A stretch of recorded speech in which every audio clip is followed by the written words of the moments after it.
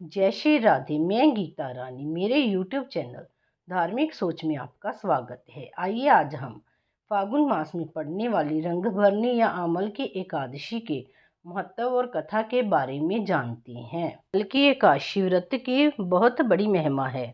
इस व्रत में भगवान विष्णु और आंवले के पेड़ की पूजा करते हैं। आमल की एकादशी का व्रत रखने वाले व्यक्ति को स्वर्ग और मोक्ष दोनों में जो अभीष्ट हो वह प्राप्त होता है। जो व्यक्ति 1000 गायों का दान कर पुण्य प्राप्त करता है, उतना पुण्य आंवल की एकादशी व्रत को करने से प्राप्त कर सकते हैं। व्रत में आंवले का बड़ा महत्व है। उसके वृक्ष की पूजा होती है और भगवान को आंवले का भोग भी लगाते हैं। भक्त प्रसाद स्वरूप आंवले का ही सेवन करते हैं, दान में भी आंवला देते हैं। आंवल की एकादशी का व्रत फागुन मास के शुक्ल पक्ष को रखा जाता है। इस व्रत की कथा इस प्रकार है। एक वैदिश नाम का नगर था, जिसमें ब्राह्मण, क्षत्रिय, वैश्य और शूद्र चारों वर्ण आनंद के साथ रहते थे। उस नगर में सदैव वेद ध्वनि गूंजा करती थी तथा पापी, दुराचारी तथा नास्तिक उस नगर में कोई नहीं था। उस नगर में चैत्रथ नाम का चंद्रवंशी राजा राज्य करता था। वे अत्यंत विद्वान तथा धर्मी था। उस नगर में कोई भी व्यक्ति दरिद्र व कंजूस नहीं था। सभी नगरवासी विष्णु भक्त थे और अबाल वृद्ध स्त्री पुरुष एकादशी का व्रत किया करते थे। एक समय फागुन मास के शुक्ल पक्ष की आमल की एकादशी आई। उस दिन राजा, प्रजा तथा बाल वृद्ध सबने हर्षपूर्वक व्रत किया। राजा अपनी प्रजा के साथ मंदिर में जाकर पूर्ण कुंभ स्थापित करके धूप, दीप, नैवेद्य, पंचरत्न आदि से धात्री का पूजन करने लगे और इस प्रकार स्तुति करने लगे, हे धात्री, तुम ब्रह्मा स्वरूप हो। तुम ब्रह्मा जी द्वारा उत्पन्न हुए हो और समस्त पापों का नाश करने वाले हैं। तुमको नमस्कार है। अब तुम मेरा अर्घ्य स्वीकार करो।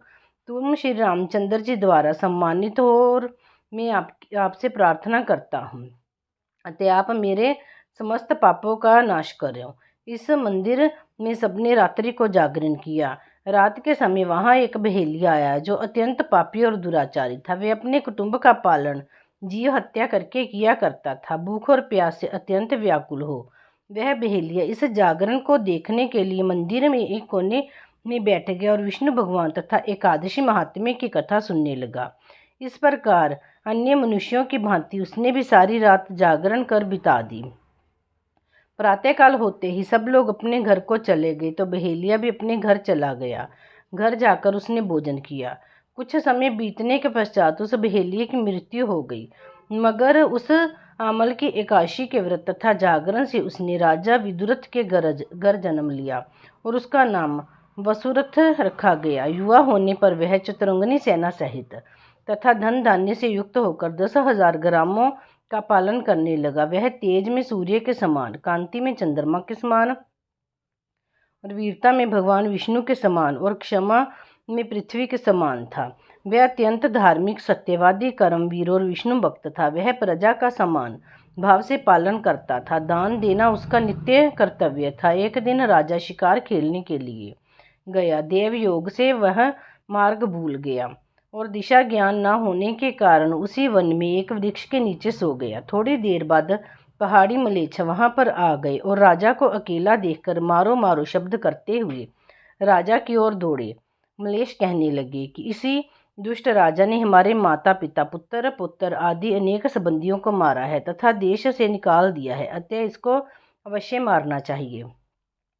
ऐसा कहकर वे मलेच्छ उस राजा को मारने दौड़े और अनेक प्रकार के अस्त्र शस्त्र उसके ऊपर फेंके।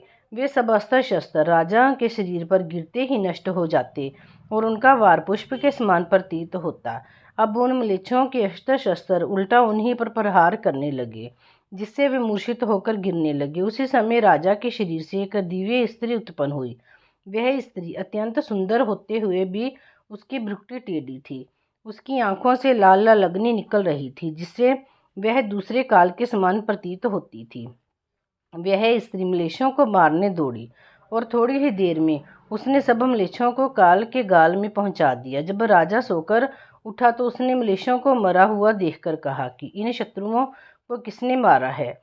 इस वन में मेरा कौन हितैषी रहता है? वह ऐसा विचार कर ही रहा था कि आकाशवाणी हुई कि हे राजा, इस संसार में विष्णु भगवान के अतिरिक्त कौन तेरी सहायता कर सकता है?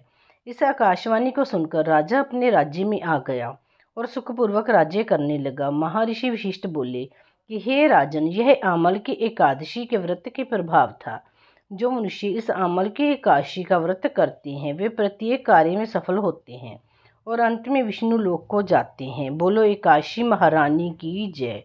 श्री विष्णु भगवान की जय। श्री कृष्ण गोविंद हरि मुरारे, हे नाथ नारायण वासुदेवा। श्री कृष्ण गोविंद हरि मुरारे, हे नाथ नारायण वासुदेवा। हे नाथ नारायण वासुदेवा। हे नाथ नारायण वासुदेवा।